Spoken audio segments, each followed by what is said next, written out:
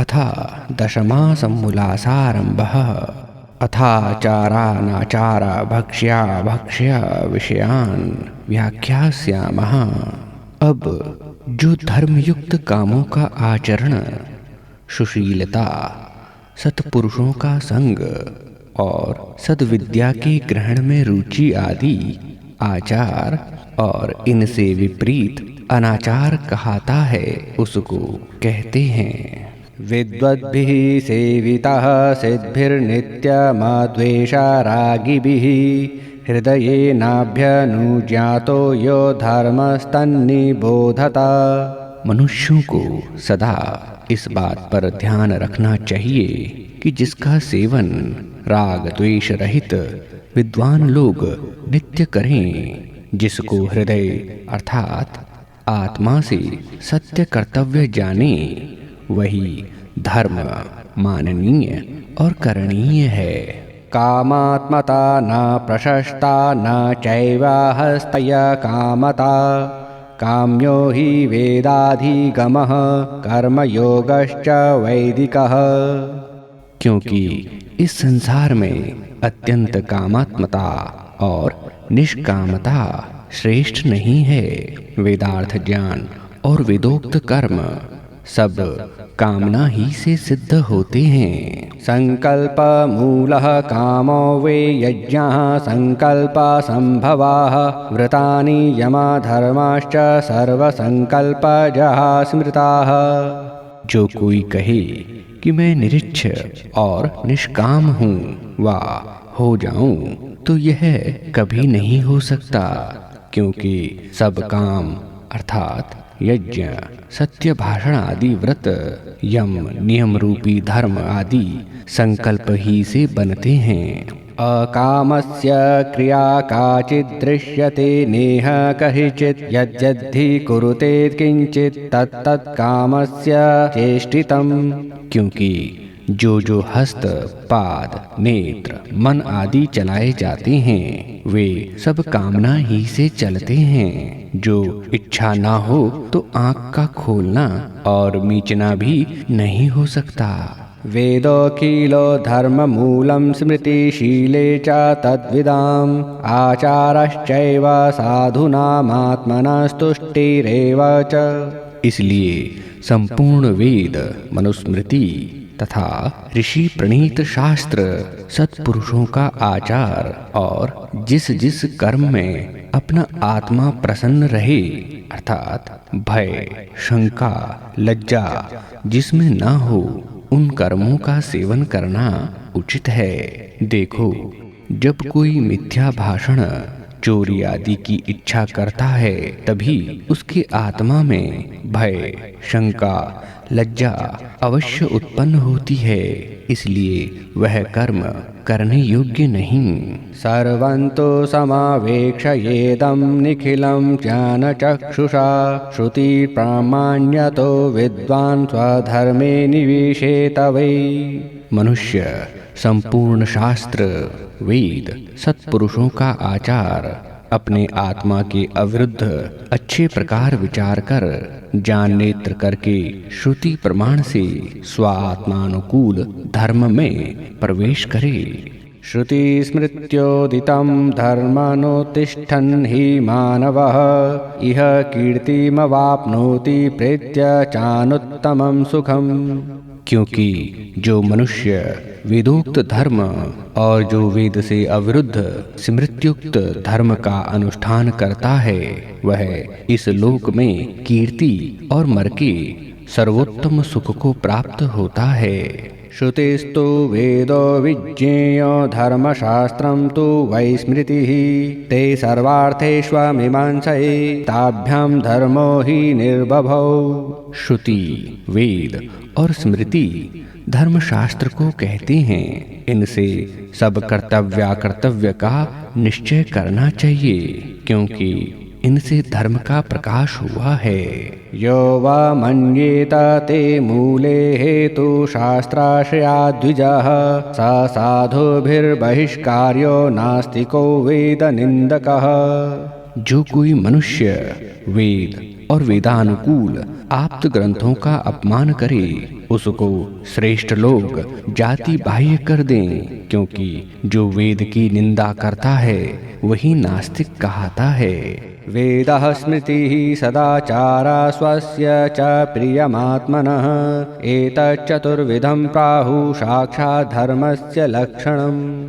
इसलिए वेद, स्मृति, सत्पुरुषों का आचार और अपने आत्मा के ज्ञान से अवरुद्ध प्रिय आचरण, ये चार धर्म के लक्षण अर्थात इन्हीं से धर्म लक्षित होता है। अर्था कामेष्वासक्तानां धर्म ज्ञानं विधीयते धर्म जिज्ञासमानानां प्रमाणं परमं श्रुतिः। परंतु जो द्रव्यों के लोभ और काम अर्थात विषय सेवा में फंसा हुआ नहीं होता, उसी को धर्म का ज्ञान होता है। जो धर्म को जानने की इच्छा करे उनके लिए वेद ही परम प्रमाण है। वैदिकः कर्मभिः पुण्यैर्निषेकादिर्विजन्मान् कार्यः शरीर संस्कारः पावनः प्रेत्य चेह च।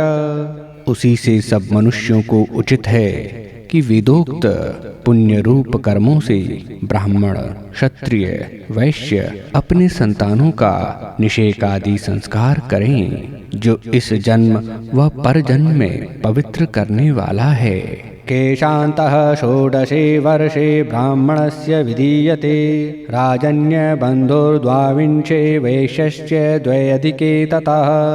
ब्राह्मण के 16वें, क्षत्रिय के 22वें और वैश्य के 24वें वर्ष में केशांत कर्म और मुंडन हो जाना चाहिए, अर्थात इस विधि के पश्चात केवल शिखा को रख के अन्य दाढ़ी, मूछ और सिर के बाल सदा मुंडवाते रहना चाहिए, अर्थात पुनः कभी न रखना। और जो शीत प्रधान देश हो तो कामाचार है, चाहे जितने केश रखें। और जो अति उष्ण देश हो तो सब शिखा सहित छेदन करा देना चाहिए, क्योंकि सिर में बाल रहने से उष्णता अधिक होती है और उससे बुद्धि कम हो जाती है। दाढ़ी मूछ रखने से भोजन पान अच्छे प्रकार नहीं होता और उच्छिष्ट भी बालों में रह जाता है। इंद्रियाणां विचरतां विषयस्वापाहारिषु संयमे यत्नमातिष्ठेद् विद्वान् यन्तेव वाजिनाम्। मनुष्यों का यही आचार है कि जो इंद्रियां चित्त को हरण करने वाले विषयों में प्रवृत्त कराती हैं, उनको रोकने में प्रयत्न करें, जैसे घोड़ों को सारथी रोककर शुद्ध मार्ग में चलाता है। इस प्रकार इनको अपने वश में करके अधर्म मार्ग से हटा के धर्म मार्ग में सदा चलाया करें। इंद्रियाणां प्रसंगेन दोष मृच्छत्य संशयं संनियम्य तु तान्येव ततः सिद्धिं नियच्छति। क्योंकि इंद्रियों को विषयासक्ति और अधर्म में चलाने से मनुष्य निश्चित दोष को प्राप्त होता है, और जब इनको जीतकर धर्म में चलाता है तभी अभिष्ट सिद्धि को प्राप्त होता है। न जातु कामः कामानामुपभोगेन शाम्यति हविषा कृष्णवर्तमेव भूया एवाभिवर्धते। यह निश्चय है कि जैसे अग्नि में ईंधन और घी डालने से बढ़ता है, वैसे ही कामों के उपभोग करने से काम शांत कभी नहीं होता, किंतु बढ़ता ही जाता है। इसलिए मनुष्य को विषयासक्त कभी न होना चाहिए। वेदास्त्यागश्च यज्ञाश्च नियमाश्च तपांसि च न विप्रदुष्टभावस्य सिद्धिं गच्छन्ति कर्हिचित्। जो अजितेंद्रिय पुरुष है उसको विप्रदुष्ट कहते हैं। उसके करने से न वेद ज्ञान, न त्याग, न यज्ञ, न नियम और न धर्माचरण सिद्धि को प्राप्त होते हैं, किंतु ये सब जितेंद्रिय धार्मिक जन को सिद्ध होते हैं। वशे कृत्वेन्द्रिय ग्रामं संयम्य च मनस्तथा सर्वान् संसाधयेदर्थान् न क्षिण्वन् योगतस्तनुम्। इसलिए 5 कर्म, 5 ज्ञानेन्द्रियां और 11वें मन को अपने वश में करके युक्ता आहार विहार योग से शरीर की रक्षा करता हुआ सब अर्थों को सिद्ध करे। श्रुत्वा स्पृष्ट्वा च दृष्ट्वा च भुक्त्वा ध्रात्वा च यो नरः न हृष्यति गलायति वा स विज्ञेयो जितेन्द्रियः। जितेंद्रिय उसको कहते हैं कि जो स्तुति सुन के हर्ष और निंदा सुन के शोक, अच्छा स्पर्श करके सुख और दुष्ट स्पर्श से दुख, सुंदर रूप देख के प्रसन्न और दुष्ट रूप देख के अप्रसन्न, उत्तम भोजन करके आनंदित और निकृष्ट भोजन करके दुखित, सुगंध में रुचि और दुर्गंध में अरुचि नहीं करता। न पृष्ट कश्चित् बुर्यान्न चान्यायेन पृच्छतः जानन्नापि मेधावी जडवल्लोक आचरेत्। कभी बिना पूछे व अन्याय से पूछने वालों को कि जो कपट से पूछता हो उसको उत्तर ना देवे, उनके सामने बुद्धिमान जड़ के समान रहे। हाँ, जो निष्कपट और जिज्ञासु हो उनको बिना पूछे ही उपदेश करें। वित्तं बन्धुर्वयः कर्म विद्या भवति पंचमी एतानि मान्यस्थानानि गरियो यद्यदुत्तरम्। एक धन, दूसरे बंधु कुटुंब कुल, तीसरी अवस्था, चौथा उत्तम कर्म और पांचवी श्रेष्ठ विद्या, ये 5 मान्य के स्थान हैं।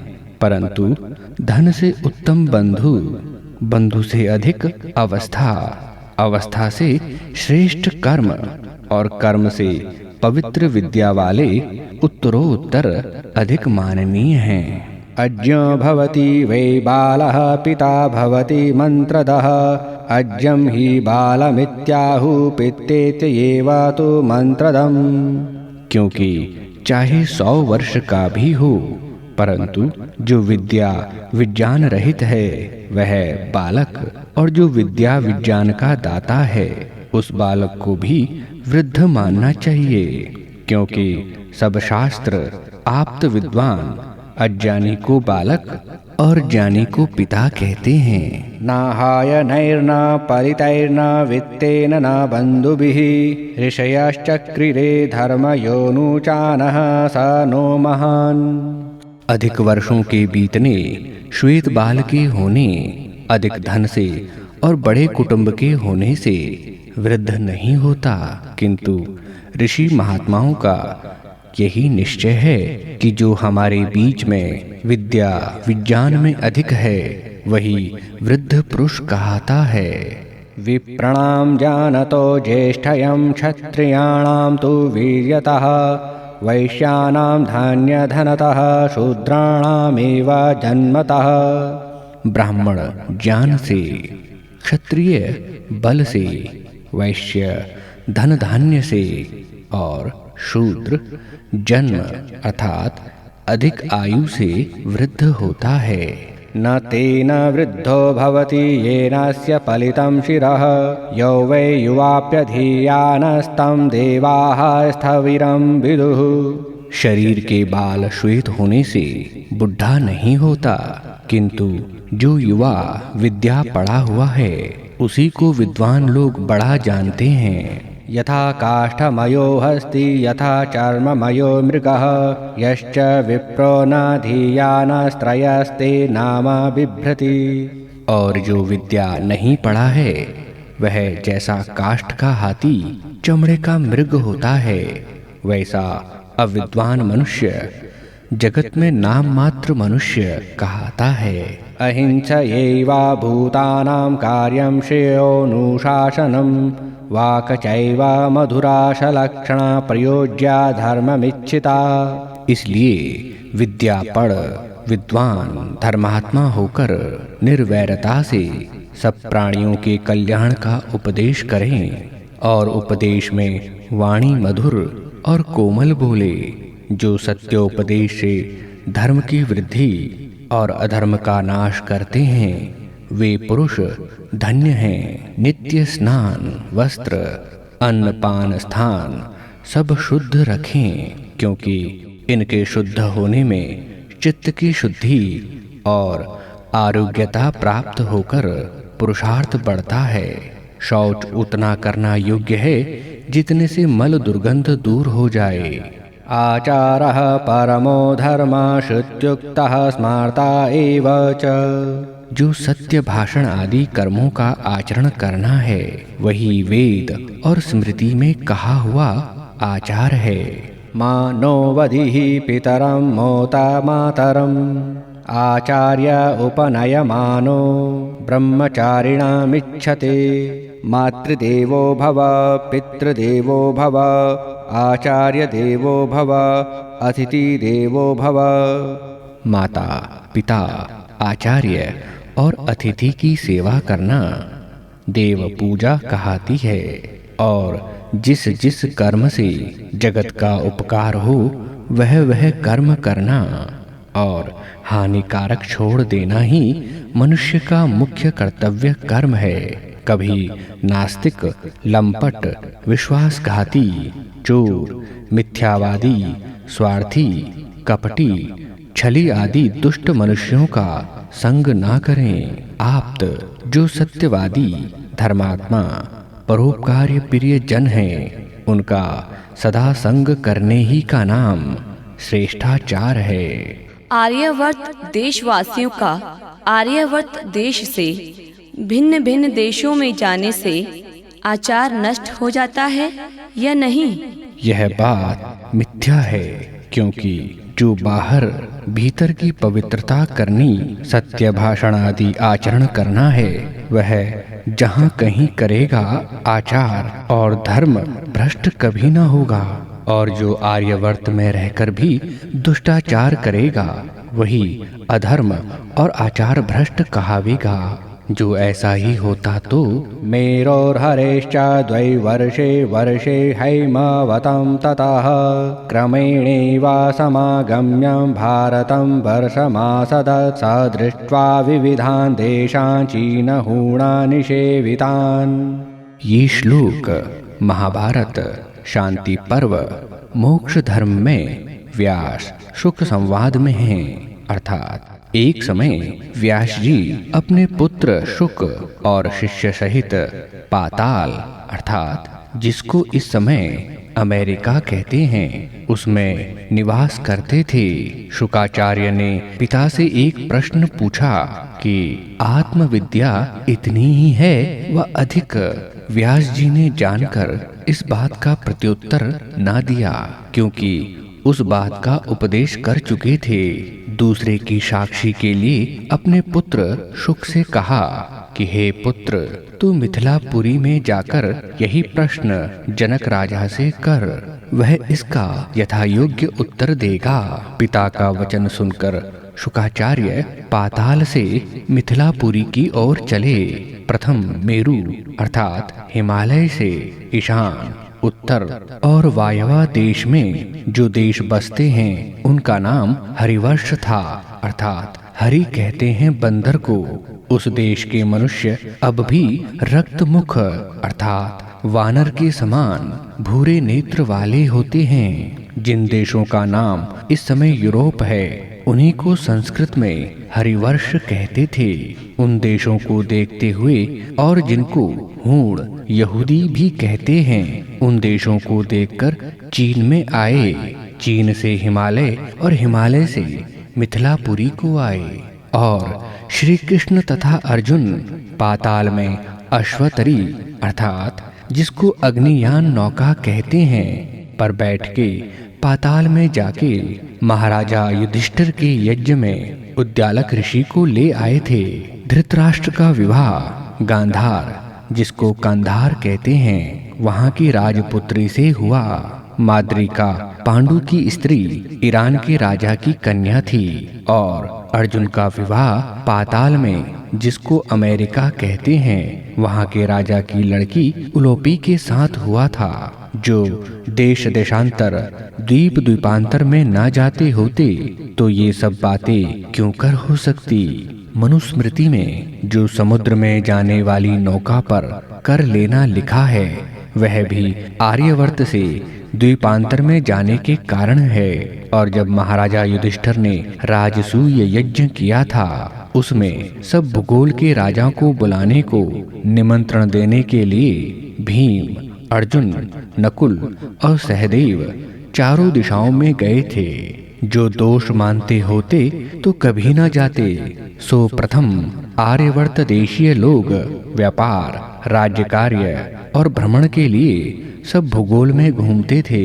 और जो आजकल छुआछूत और धर्म नष्ट होने की शंका है, वह केवल मूर्खों के बहकाने और अज्ञान बढ़ने से है। जो मनुष्य देश देशांतर और द्वीप द्वीपांतर में जाने आने की शंका नहीं करते, वे देश देशांतर के अनेक विध मनुष्यों के समागम रीति भांति देखने, अपना राज्य और व्यवहार बढ़ाने से निर्भय शूरवीर होने लगते हैं और अच्छे व्यवहार का ग्रहण बुरी बातों के छोड़ने में तत्पर होके बड़े ऐश्वर्य को प्राप्त होते हैं। भला जो महाभ्रष्ट मलेच्छ कुलोत्पन्न वेश्य आदि के समागम से आचार भ्रष्ट धर्महीन नहीं होते, किंतु देश देशांतर के उत्तम पुरुषों के साथ समागम में छूत और दोष मानते हैं, यह केवल मूर्खता की बात नहीं तो और क्या है।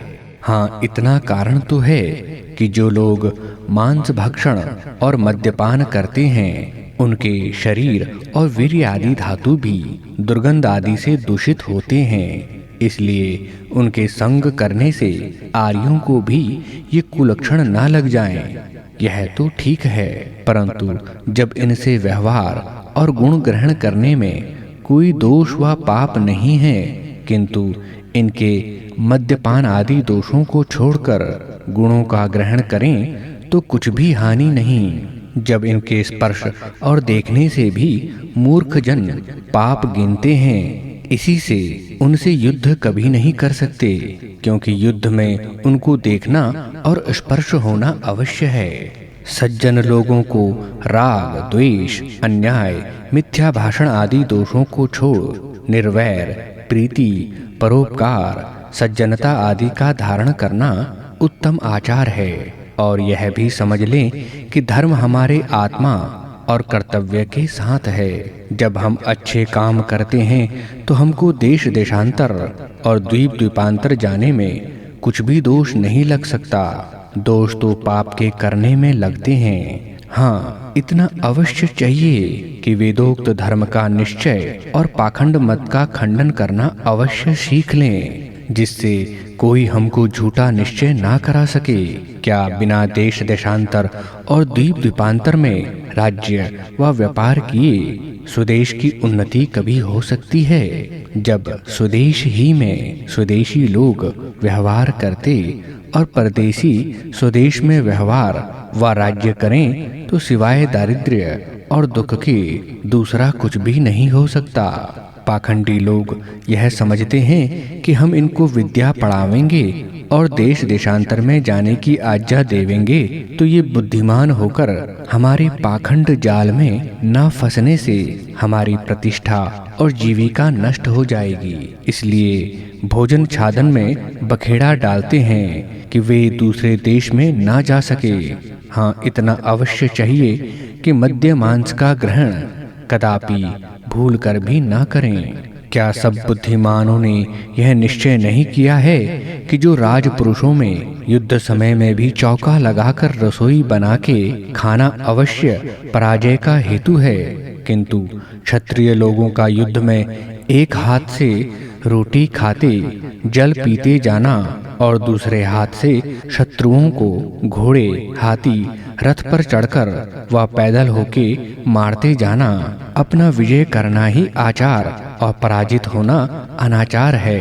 इसी मूढ़ता से इन लोगों ने चौका लगाते लगाते, विरोध करते कराते सब स्वातंत्र्य, आनंद, धन, राज्य, विद्या और पुरुषार्थ पर चौका कर हाथ धरे बैठे हैं और इच्छा करते हैं कि कुछ पदार्थ मिले तो पकाकर खावें, परंतु वैसा न होने पर जानो सब आर्यवर्त देश भर में चौका लगा के सर्वथा नष्ट कर दिया है। हाँ, जहाँ भोजन करें उस स्थान को धोने, लेपन करने, झाड़ू लगाने, कूड़ा करकट दूर करने में प्रयत्न अवश्य करना चाहिए, न कि मुसलमान व ईसाइयों के समान भ्रष्ट पाकशाला करना। सखरी निखरी क्या है? सखरी जो जल आदि में अन्न पकाए जाते और जो घी दूध में पकाते हैं वह निखरी अर्थात चौकी। यह भी इन धूर्तों का चलाया हुआ पाखंड है, क्योंकि जिसमें घी दूध अधिक लगे उसको खाने में स्वाद और उदर में चिकना पदार्थ अधिक जावे, इसीलिए यह प्रपंच रचा है। नहीं तो जो अग्नि व काल से पका हुआ पदार्थ पक्का और ना पका हुआ कच्चा है, जो पक्का खाना और कच्चा ना खाना है, यह भी सर्वत्र ठीक नहीं, क्योंकि चने आदि कच्चे भी खाए जाते हैं। द्विज अपने हाथ से रसोई बना के खावे या शूद्र के हाथ की बनाई खावे?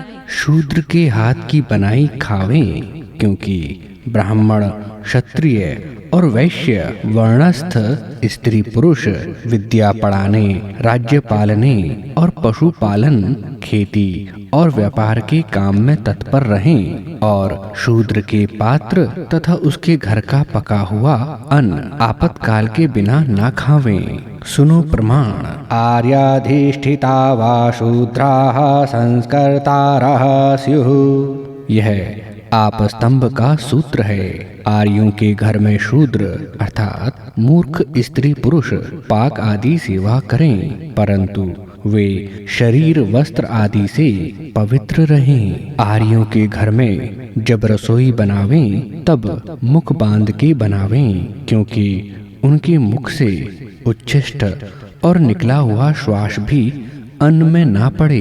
8वें दिन शौर और नखछेदन करावें। स्नान करके पाक बनाया करें। आर्यों को खिला के आप खावें। शूद्र के छुए हुए पके अन्न के खाने में जब दोष लगाते हैं तो उसके हाथ का बनाया कैसे खा सकते हैं? यह बात कपोल कल्पित झूठी है, क्योंकि जिन्होंने गुड़, चीनी, घृत, दूध, पिसान, शाक, फल, मूल खाया, उन्होंने जानो सब जगत भर के हाथ का बनाया और उच्छिष्ट खा लिया।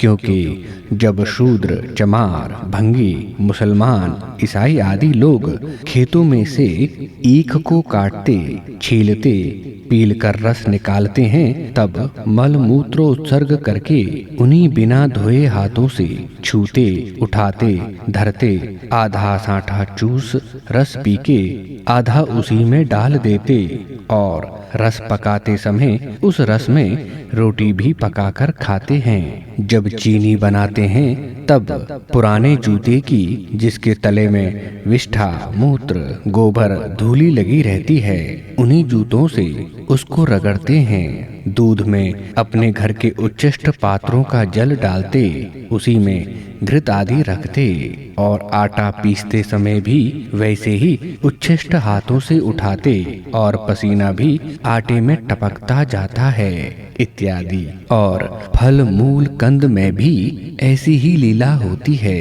जब इन पदार्थों का खाया तो जानो सबके हाथ का खा लिया। फल, मूल, कंद और रस इत्यादि अदृष्ट में दोष नहीं मानते? अच्छा, तो भंगी व मुसलमान अपने हाथों से दूसरे स्थान में बनाकर तुमको आके देवें तो खा लोगे व नहीं? जो कहो कि नहीं तो अदृष्ट में भी दोष है। हाँ, मुसलमान, ईसाई आदि मद्य मांसाहारियों के हाथ के खाने में आर्यों को भी मद्य मांसादि खाना पीना अपराध पीछे लग पड़ता है, परंतु आपस में आर्यों का एक भोजन होने में कोई दोष नहीं दिखता। जब तक एक मत, एक हानि लाभ, एक सुख दुख परस्पर ना माने, तब तक उन्नति होना बहुत कठिन है। परंतु केवल खाना पीना ही एक होने से सुधार नहीं हो सकता, किंतु जब तक बुरी बातें नहीं छोड़ते और अच्छी बातें नहीं करते, तब तक बढ़ती के बदले हानि होती है। विदेशियों के आर्यवर्त में राज्य होने के कारण आपस की फूट, मतभेद, ब्रह्मचर्य का सेवन ना करना, विद्या ना पढ़ना पढ़ाना व बाल्यावस्था में अस्वयंवर विवाह, विषयासक्ति, मिथ्या भाषण आदि कुलक्षण, वेद विद्या का अप्रचार आदि कुकर्म हैं। जब आपस में भाई भाई लड़ते हैं तभी तीसरा विदेशी आकर पंच बन बैठता है। क्यों? तुम लोग महाभारत की बातें जो 5 सहस्त्र वर्ष पहले हुई थी उनको भी भूल गए। देखो, महाभारत युद्ध में सब लोग लड़ाई में सवारियों पर खाते पीते थे। आपस की फूट से कौरव पांडव और यादवों का सत्यानाश तो हो गया सो गया, परंतु अब तक भी वही रोग पीछे लगा है। न जाने यह भयंकर राक्षस कब छूटेगा। वह आर्यों को सब सुखों से छुड़ाकर दुख सागर में डुबा मारेगा। उसी दुष्ट दुर्योधन, गोत्र हत्यारे, स्वदेश विनाशक, नीच के दुष्ट मार्ग में आर्य लोग अब तक भी चलकर दुख बढ़ा रहे हैं। परमेश्वर कृपा करे कि यह राजरोग हम आर्यों में से नष्ट हो जाए। भक्ष्या भक्ष्य 2 प्रकार का होता है, एक धर्मशास्त्रोक्त, दूसरा वैदिक शास्त्रोक्त। जैसे धर्मशास्त्र में अभक्ष्याणि द्विजाति नाम मेध्य प्रभवाणि च, द्विज अर्थात ब्राह्मण, क्षत्रिय, वैश्य और शूद्रों को मलिन, विष्ठा, मूत्र आदि के संसर्ग से उत्पन्न हुए शाक, फल, मूल आदि न खाना। वर्जयेन् मधुमासं च, जैसे अनेक प्रकार के मद्य, गांजा, भांग, अफीम आदि। बुद्धिं लुम्पति यद्द्रव्यं मदकारी तदुच्यते, जो बुद्धि का नाश करने वाले पदार्थ हैं उनका सेवन कभी न करें। और जितने अन्न सड़े बिगड़े, दुर्गंध आदि से दूषित, अच्छे प्रकार न बने हुए और मद्य मांसाहारी, मलेच्छ कि जिनके शरीर मद्यांश के परमाणुओं ही से पूरित हैं, उनके हाथ का न खावें। जिसमें उपकारक प्राणियों की हिंसा अर्थात जैसे गाय के शरीर से दूध, घी, बैल, गाय उत्पन्न होने से एक पीढ़ी में 4,75,600 मनुष्यों को सुख पहुंचता है, वैसे पशुओं को ना मारे ना मारने दें। जैसी किसी गाय से 20 सेर और किसी से 2 सेर दूध प्रतिदिन होवे, उसका मध्य भाग 11 सेर प्रत्येक गाय से दूध होता है। कोई गाय 18 और कोई 6 महीने तक दूध देती है, उसका मध्य भाग 12 महीने हुए। अब प्रत्येक गाय के जन्म भर के दूध से 24,960 मनुष्य एक बार में तृप्त हो सकते हैं। उसके 6 बछिया 6 बछड़े होते हैं, उनमें से 2 मर जाएं तो भी 10 रहें। उनमें से 5 बछड़ियों के जन्म भर के दूध को मिलाकर 1,24,800 मनुष्य तृप्त हो सकते हैं। अब रहे 5 बैल, वे जन्म भर में 5 सहस्त्र अन्न न्यून से न्यून उत्पन्न कर सकते हैं। उस अन्न में से प्रत्येक मनुष्य 3 पाव खावे तो 2.5 लाख मनुष्यों की तृप्ति होती है। दूध और अन्न मिला 3,74,800 मनुष्य तृप्त होते हैं। दोनों संख्या मिला के एक गाय की पीढ़ी में 4,75,600 मनुष्य एक बार पालित होते हैं। और पीढ़ी पर पीढ़ी बढ़ाकर लेखा करें तो असंख्यात मनुष्यों का पालन होता है। इससे भिन्न बैलगाड़ी सवारी, भार उठाने आदि कर्मों से मनुष्यों के बड़े उपकार होते हैं तथा गाय दूध में अधिक उपकारक होती है। परंतु जैसे बैल उपकारक होते हैं वैसे भैंस भी है, परंतु गाय के दूध घी से जितने बुद्धि वृद्धि से लाभ होते हैं उतने भैंस के दूध से नहीं। इससे मुख्य उपकारक आर्यों ने गाय को गिना है और जो कोई अन्य विद्वान होगा वह भी इसी प्रकार समझेगा। बकरी के दूध से 25,920 आदमियों का पालन होता है, वैसे हाथी, घोड़े, ऊंट, भेड़, गधे आदि से भी बड़े उपकार होते हैं। इन पशुओं को मारने वालों को सब मनुष्यों की हत्या करने वाले जानिएगा। देखो, जब आर्यों का राज्य था तब ये महोपकारक गाय आदि पशु नहीं मारे जाते थे। तभी आर्यवर्त व अन्य भूगोल देशों में बड़े आनंद में मनुष्य आदि प्राणी वर्तते थे, क्योंकि दूध, घी, बैल आदि पशुओं की बहुताई होने से अन्न रस पुष्कल प्राप्त होते थे। जब से विदेशी मांसाहारी इस देश में आके गौ आदि पशुओं की मारने वाले मद्यपानी राज्य अधिकारी हुए हैं, तब से क्रमशः आर्यों के दुख की बढ़ती होती जाती है। क्योंकि चाणक्य का वचन है, नष्टे मूले नैवा फलम न पुष्पम। जब वृक्ष का मूल ही काट दिया जाए तो फल कहाँ से हो। जो सभी अहिंसक हो जाएं, तो व्याघ्र आदि पशु इतने बढ़ जाएं कि सब गाय आदि पशुओं को मार खाएं। तुम्हारा पुरुषार्थ ही व्यर्थ हो जाए।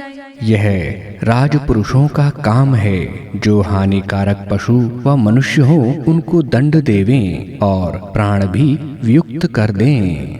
फिर क्या उनका मांस फेंक दें? चाहे फेंक दे, चाहे कुत्ते आदि मांसाहारियों को खिला देवें व जला देवें, अथवा कोई मांसाहारी खावे तो भी संसार की कुछ हानि नहीं होती। किंतु उस मनुष्य का स्वभाव मांसाहारी होकर हिंसक हो जाता है। जितना हिंसा और चोरी, विश्वासघात, छल, कपट आदि से पदार्थों को प्राप्त होकर भोग करना है, वह अभक्ष्य और अहिंसा धर्म आदि कर्मों से प्राप्त होकर भोजन आदि करना भक्ष्य है। जिन पदार्थों से स्वास्थ्य, रोगनाश, बुद्धि, बल, पराक्रम वृद्धि और आयु वृद्धि होवे, उन तंडुल आदि, गोधूम, फल, मूल, कंद, दूध, घी, मिष्ट आदि पदार्थों का सेवन यथा योग्य पाक मेल करके यथोचित समय पर मिताहार भोजन करना सब भक्ष्य कहाता है। जितने पदार्थ अपनी प्रकृति से विरुद्ध विकार करने वाले हैं, जिस जिसके लिए जो पदार्थ वैदिक शास्त्र में वर्जित किए हैं, उनका सर्वथा त्याग करना, और जो जिसके लिए विहित हैं, उन पदार्थों का ग्रहण करना, यह भी भक्ष्य है। एक साथ खाने में कुछ दोष है या नहीं? दोष है, क्योंकि एक के साथ दूसरे का स्वभाव और प्रकृति नहीं मिलती। जैसे कुष्ठी आदि के साथ खाने से अच्छे मनुष्य का भी रुधिर बिगड़ जाता है, वैसे दूसरे के साथ खाने में भी कुछ बिगाड़ ही होता है, सुधार नहीं। इसलिए नो चेष्टम कस्यचिद्या नानाद्या चैवा तथान्तरा न चैवात्यशनं कुर्यान्न चोच्छिष्टा क्वचित् व्रजेत्। न किसी को अपना जूठा पदार्थ दें, न किसी के भोजन के बीच आप खावें, न अधिक भोजन करें, न भोजन किए पश्चात हाथ मुख धोए बिना कहीं इधर उधर जाएं। गुरोरुचिष्ठ भोजनम, इस वाक्य का क्या अर्थ होगा? इसका यह अर्थ है कि गुरु के भोजन किए पश्चात जो पृथक अन्न शुद्ध स्थित है, उसका भोजन करना, अर्थात गुरु को प्रथम भोजन करा के पश्चात शिष्य को भोजन करना चाहिए। जो उच्छिष्ट मात्र का निषेध है, तो मक्खियों का उच्छिष्ट शहद, बछड़े का उच्छिष्ट दूध और एक ग्रास खाने के पश्चात अपना भी उच्छिष्ट होता है, पुनः उनको भी नहीं खाना चाहिए। शहद कथन मात्र ही उच्छिष्ट होता है, परंतु वह बहुत सी औषधियों का सार ग्राह्य। बछड़ा अपनी माँ के बाहर का दूध पीता है, भीतर के दूध को नहीं पी सकता, इसीलिए उच्छिष्ट नहीं, परंतु बछड़े के पिए पश्चात जल से उसकी माँ का स्तन धोकर शुद्ध पात्र में दोहना चाहिए, और अपना उच्छिष्ट अपने को विकार कारक नहीं होता। देखो, स्वभाव से यह बात सिद्ध है कि किसी का उच्छिष्ट कोई भी ना खावे। जैसे अपने मुख, नाक, कान, आँख, उपस्थ और गुह्य इंद्रियों के मलमूत्र आदि के स्पर्श में घृणा नहीं होती, वैसे किसी दूसरे के मलमूत्र के स्पर्श में होती है। इससे यह भी सिद्ध होता है कि यह व्यवहार सृष्टि क्रम से विपरीत नहीं है। इसलिए मनुष्य मात्र को उचित है किसी का उच्छिष्ट अर्थात झूठा ना खावें। भला स्त्री पुरुष भी परस्पर उच्छिष्ट ना खावें? नहीं, क्योंकि उनके भी शरीरों का स्वभाव भिन्न भिन्न है। कहो जी, मनुष्य मात्र के हाथ की हुई रसोई उस अन्न के खाने में क्या दोष है? क्योंकि ब्राह्मण से लेके चांडाल पर्यंत के शरीर हाड़, मांस, चमड़े के हैं, और जैसा रुधिर ब्राह्मण के शरीर में है वैसा ही चांडाल आदि के। पुनः मनुष्य मात्र के हाथ की पकी हुई रसोई खाने में क्या दोष है? दोष हैं, क्योंकि जिन उत्तम पदार्थों के खाने पीने से ब्राह्मण और ब्राह्मणी के शरीर में दुर्गंध आदि दोष रहित रजवीर्य उत्पन्न होता है, वैसा चांडाल और चांडाली के शरीर में नहीं। क्योंकि चांडाल का शरीर दुर्गंध के परमाणुओं से भरा हुआ है, वैसा ब्राह्मण आदि वर्णों का नहीं। इसलिए ब्राह्मण आदि उत्तम वर्णों के हाथ का खाना और चांडाल आदि नीच भंगी चमार आदि का ना खाना। भला जब कोई तुमसे पूछेगा कि जैसा चमड़े का शरीर माता, सास, बहिन, कन्या, पुत्रवधू का है वैसा ही अपनी स्त्री का भी है, तो क्या माता आदि स्त्रियों के साथ भी स्व स्त्री के समान वर्तोगे? तब तुमको संकुचित होकर चुप ही रहना पड़ेगा। जैसे उत्तम अन्न हाथ और मुख से खाया जाता है, वैसे दुर्गंध भी खाया जा सकता है। तो क्या मल आदि भी खाओगे? क्या ऐसा भी कोई हो सकता है? जो गाय के गोबर से चौका लगाते हो तो अपने गोबर से क्यों नहीं लगाते? और गोबर के चौके में जाने से चौका अशुद्ध क्यों नहीं होता? गाय के गोबर से वैसा दुर्गंध नहीं होता जैसा कि मनुष्य के मल से। यह चिकना होने से शीघ्र नहीं उखड़ता, न कपड़ा बिगड़ता न मलिन होता है। जैसा मिट्टी से मैल चढ़ता है वैसा सूखे गोबर से नहीं होता। मट्टी गोबर से जिस स्थान का लेपन करते हैं वह देखने में अति सुंदर होता है, और जहाँ रसोई बनती है वहाँ भोजन आदि करने से घी, मिष्ट और उच्छिष्ट भी गिरता है। उससे मक्खी, कीड़ी आदि बहुत से जीव मलिन स्थान के रहने से आते हैं। जो उसमें झाड़ू लेपन आदि से शुद्धि प्रतिदिन ना की जावे तो जानो पाखाने के समान वह स्थान हो जाता है। इसलिए प्रतिदिन गोबर मिट्टी झाड़ू से सर्वथा शुद्ध रखना, और जो पक्का मकान हो तो जल से धोकर शुद्ध रखना चाहिए। इससे पूर्वोक्त दोषों की निवृत्ति हो जाती है। जैसे मियाँ जी के रसोई के स्थान में कहीं कोयला, कहीं राख, कहीं लकड़ी, कहीं फूटी हांडी, झूठी रकेबी, कहीं हाड़ गोड़ पड़े रहते हैं। और मक्खियों का तो क्या कहना, वह स्थान ऐसा बुरा लगता है कि जो कोई श्रेष्ठ मनुष्य जाकर बैठे तो उसे वात होने का भी संभव है। और उस दुर्गंध स्थान के समान ही वही स्थान दिखता है। भला कोई इनसे पूछे कि यदि गोबर से चौका लगने में तुम दोष गिनते हो, परंतु चूल्हे में कंडे जलाने, उसकी आग से तमाकू पीने, घर की भीति पर लेपन करने आदि से मियाँ जी का भी चौका भ्रष्ट हो जाता होगा, इसमें क्या संदेह? चौके में बैठकर भोजन करना अच्छा है या बाहर बैठकर? जहाँ पर अच्छा, रमणीय, सुंदर स्थान दिखे वहाँ भोजन करना चाहिए, परंतु आवश्यक युद्ध आदिकों में तो घोड़े आदि यानों पर बैठ के व खड़े खड़े भी खाना पीना अत्यंत उचित है। क्या अपने ही हाथ का खाना और दूसरे के हाथ का नहीं? जो आर्यों में शुद्ध रीति से बनावे तो बराबर सब आर्यों के साथ खाने में कुछ भी हानि नहीं, क्योंकि जो ब्राह्मण आदि वर्णस्थ स्त्री पुरुष रसोई बनाने, चौका देने, बर्तन भांडे मांजने आदि बखेड़ों में पड़े रहे तो विद्या आदि शुभ गुणों की वृद्धि कभी नहीं हो सके। देखो, महाराज युधिष्ठिर के राजसूय यज्ञ में भूगोल के राजा ऋषि महर्षि आए थे। एक ही पाकशाला से भोजन किया करते थे। जब से ईसाई मुसलमान आदि मत मतांतर चले, आपस में वैर विरोध हुआ, उन्होंने मद्यपान गोमांस आदि का खाना पीना स्वीकार किया। उसी समय से भोजन आदि में बखेड़ा हो गया।